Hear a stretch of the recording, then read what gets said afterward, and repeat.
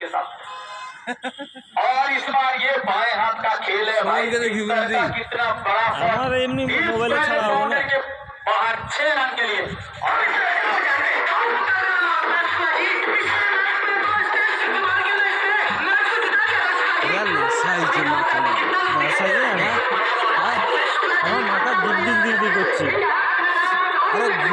সারা সেজন্য সমস্যা মানে ভালোই লাগছে, গাড়ি চালিয়ে আসছে না বুঝতে পারবে খবরের দুইটা গাড়ি চালিয়ে নেই।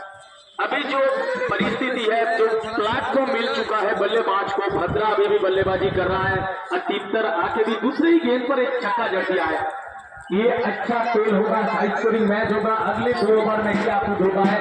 चलते हैं मेरे साथी कमेंटेटर अमल